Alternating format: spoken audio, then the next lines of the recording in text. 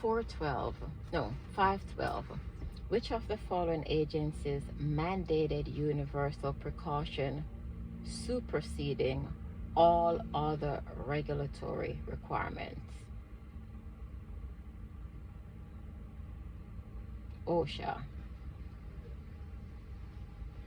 Occupational Safety and Hazard, something like that. Anyway, 513. You better look up what OSHA means. You should know that. 513. The physical transfer of a pathogenic microbe through close contact, such as kissing, is direct contact transmission. So, because it's a physical transfer.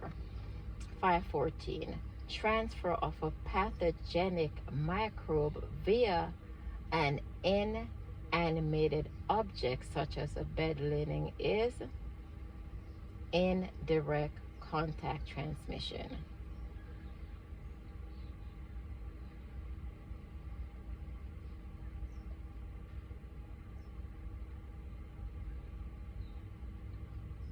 And the reason why it's indirect is someone transferred to the bed first.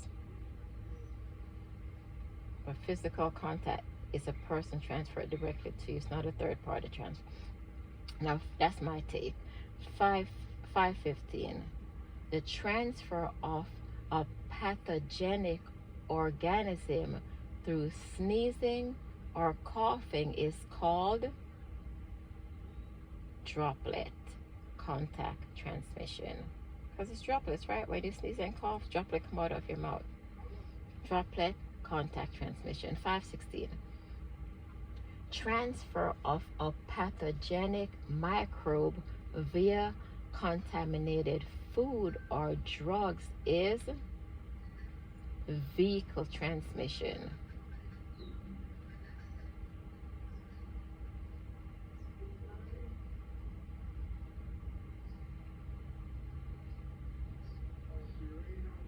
Because food and drugs transport through your body. So it's kind of like it's like a car.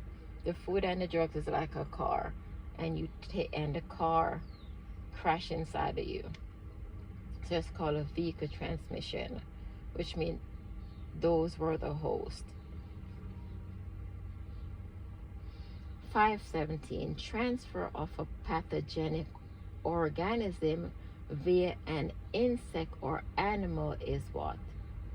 It's called a vector transmission.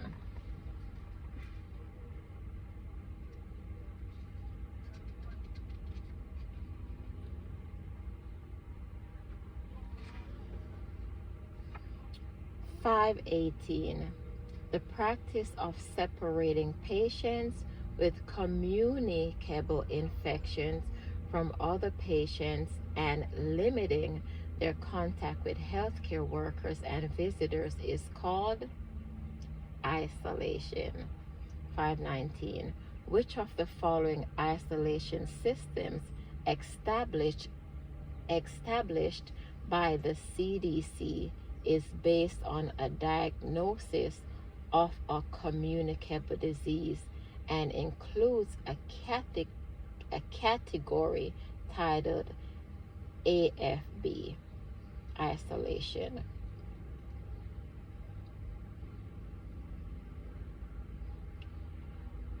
Which of the following isolation system? Okay, that isolation system is considered category specific isolation.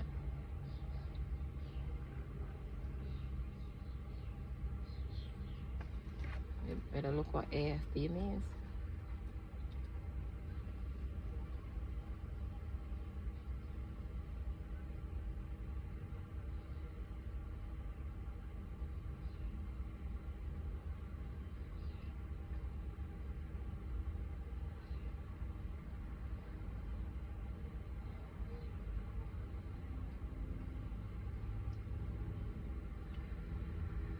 Where did I see? What's community? What's community? Where is it again?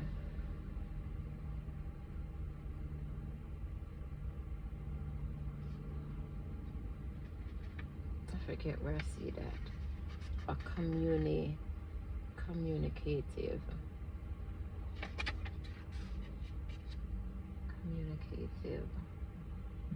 Yeah, where did I see that?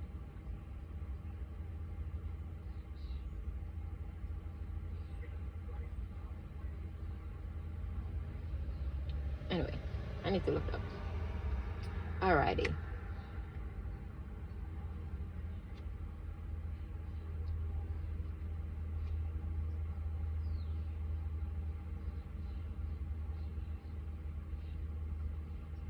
Oh, so a communicable disease is kind of like if you come anywhere within their contact or their airspace or touch anything, you get it. Which of the following isolation system does not require a diagnosis of communicable disease? Disease specific isolation. So I guess communicable disease is like you don't know if it's airborne, droplets, bloodborne, you don't know what it is. It's like a virus, kind of. Like corona, kind of. Okay, so 527. Which of the following isolation system does not require a diagnosis of communicable disease? Disease specific isolation.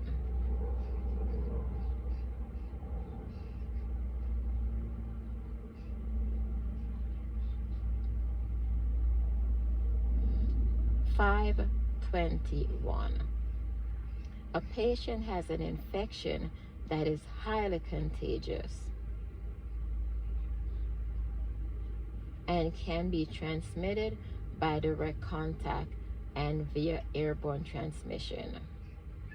What isolation category will the patient be placed in? The answer is strict isolation. 522. Before a phlebotomist enters the room of a patient in strict isolation, the phlebotomist should wear what? Gloves, gown, and mask. So strict would be like the coronavirus. 523.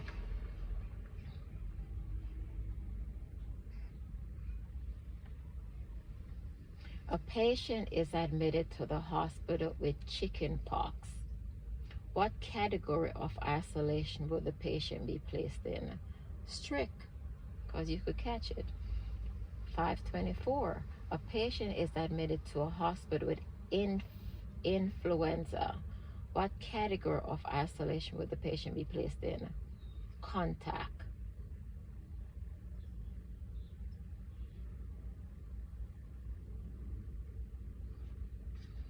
525.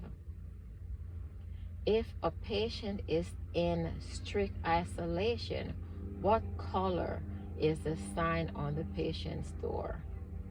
Yellow. You know yellow means caution. 526.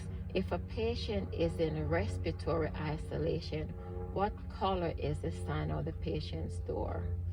Blue.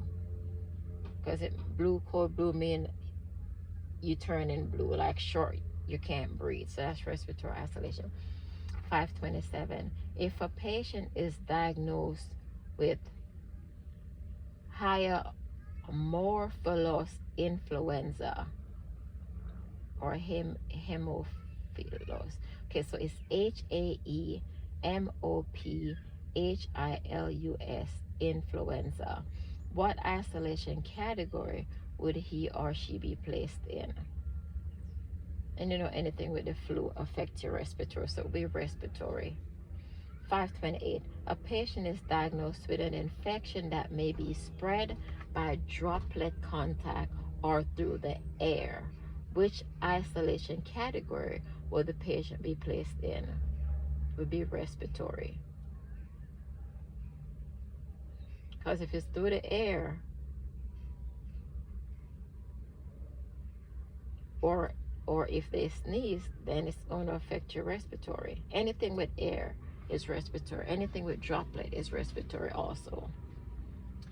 529, a patient is placed in enteric isolation. What color is the sign on the patient's door? Brown.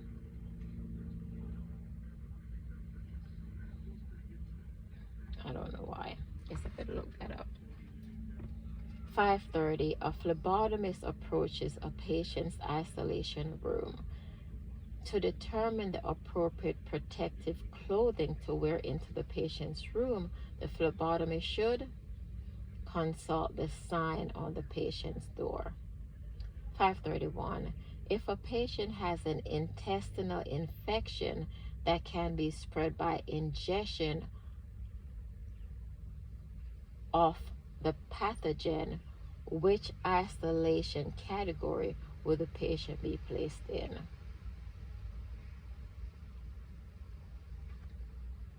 Enteric.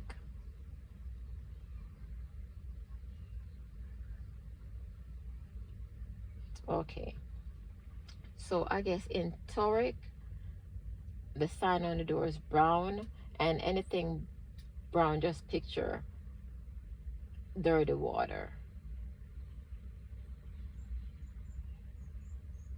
And it's their intestine that's messed up. So their intestine is like, if their intestine is what, dirty,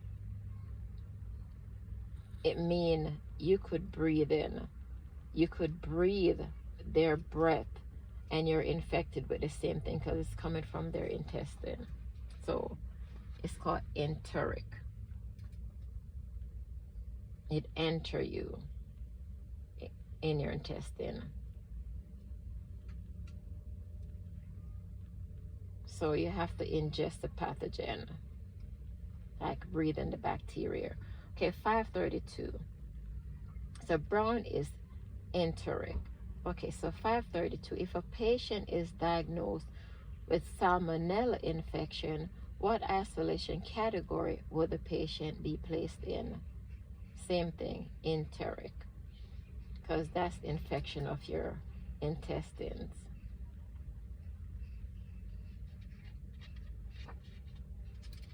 533. If a patient is placed in AFB isolation, what color is the sign on the patient's door? Gray.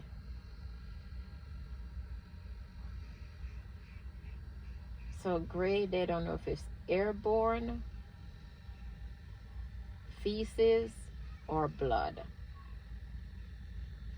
So gray is like you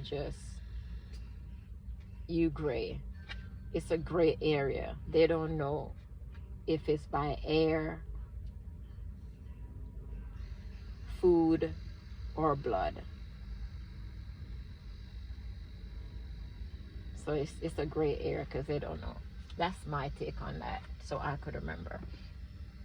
534. Which of the following personal protective equipment must a phlebotomist wear into a patient's room in AFB isolation?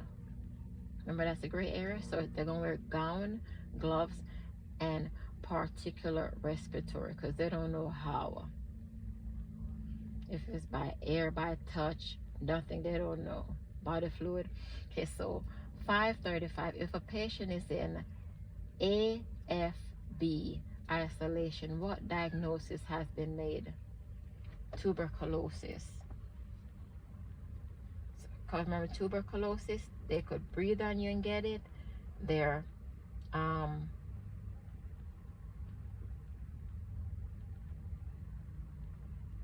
you could get it from their blood.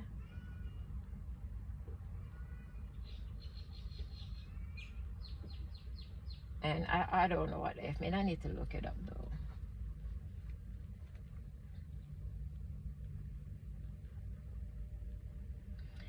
$536.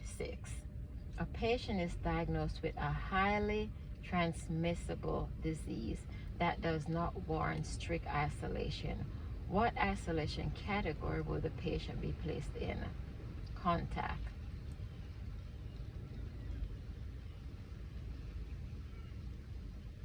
So it's not a strict isolation, you just can't touch them.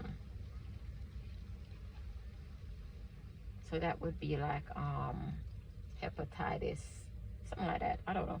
Anyway, 537. If a patient is diagnosed with a condition requiring drainage and secretion isolation, what color will the sign on the patient's door be?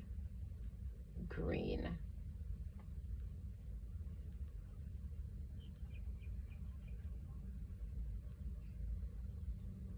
Green. So green means it's okay to go in. You can't catch it. They just drain in mucus or something. So green means it's okay to go in. 5 is mean it's not contagious. 538, that's my take. 538, a patient burned over 75% of his body develops an infection. What isolation category would he or she be placed in? Drainage and secretion. So see, so green means go ahead. You can't catch anything from the patient. They're just burnt up and need to drain. 539, which category of isolation was replaced by universal precautions? Blood and body fluids.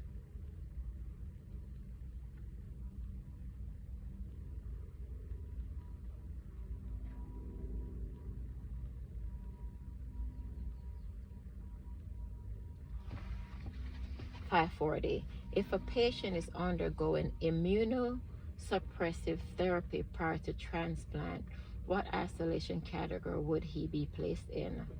Protective, because you got to protect him because his immune system is suppressed. It ain't working.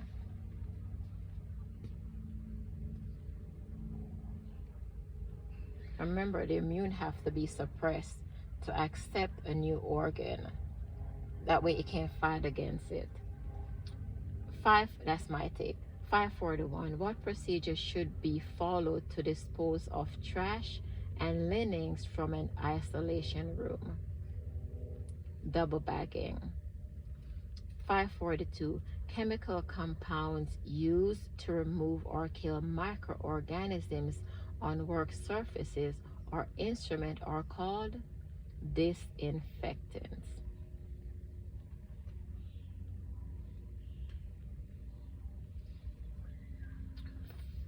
543. Chemicals that may be used on human skin to inhibit the growth and development of microorganisms but not necessarily kill them are antiseptic. So that's kind of like antibacterial, antiseptic.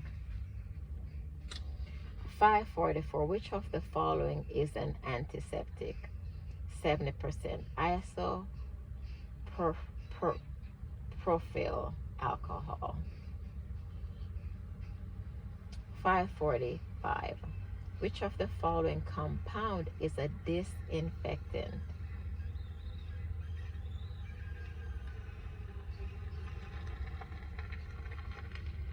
1% phenol. That's what they have, 70% out. They have all other stuff here. So the answer is 1% phenol. So I need to see what that is.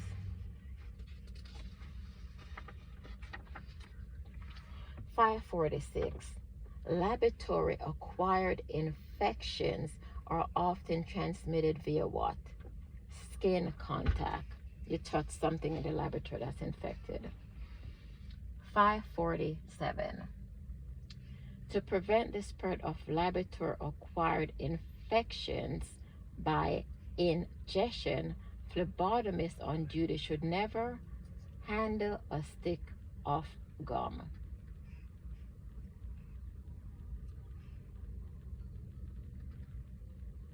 The next one is rub their eyes, blah, blah, blah. Handle a stick of gum. Oh, I guess touch touch the gum and put it in your mouth.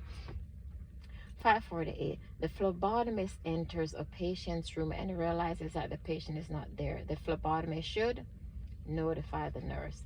549. If a patient refuses to have his blood drawn, the phlebotomist should first remind the patient that his or her physician ordered the test. 550. A patient refuses to have his blood drawn. The phlebotomist reminds the patient that his physician ordered the test. The patient still refuses. The phlebotomist should do what next? Ask the nurse to try and enlist the patient's cooperation. 551. The document adopted by the American Hospital Association in 1973 that protects the patient's right to refuse treatment is the patient's Bill of Right. You know, like when you pass a bill, the Bill of Right. 552. If a phlebotomist forcibly collects a blood specimen from a patient after the patient has refused the test, the phlebotomist can be charged with battery.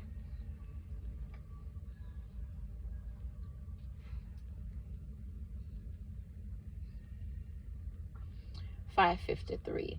The safety rules recommended by the CDC to prevent the spread of bloodborne pathogens are called universal precautions. 554. Which of the following documents legally mandates precautions to minimize occupational exposure to bloodborne pathogens? Remember anything with safety and occupational exposure? Okay, it's the OSHA's bloodborne pathogen standard. 555. Acquired immune deficiency syndrome is associated with HIV. 556. The use of body language in communication is called kinesics. Really? I thought it's sign language. I'll look that up. Oh, sign language is moving your hand. Kinesis is your body. 557. A method of nonverbal communication involving a person's use and concept of space is called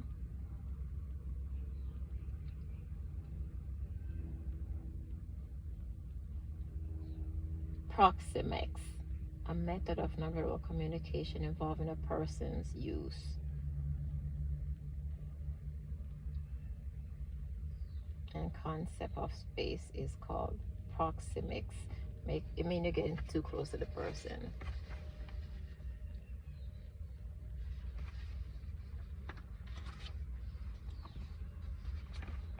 558. Requisitions for laboratory testing originate with patient's physician. Only the physician could order a certain lab.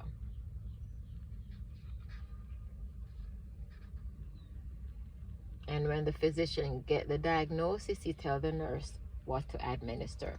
559. Which of the following instruments is most frequently used for two-way communication? Telephone. 560.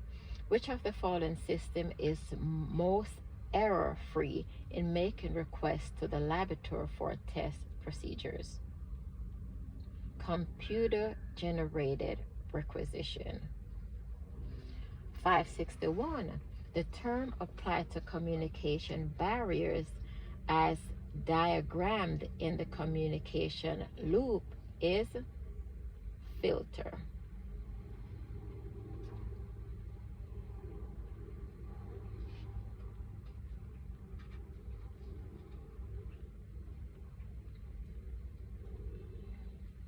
(562) When verbal and nonverbal messages do not match, it is called kinestic slip. So Kinesic S-I-C, slip. 563. An example of positive body language is what? An example of positive body language is staring. It's not chewing gum, it's not smiling, it's not tapping feet, it's staring. That's weird.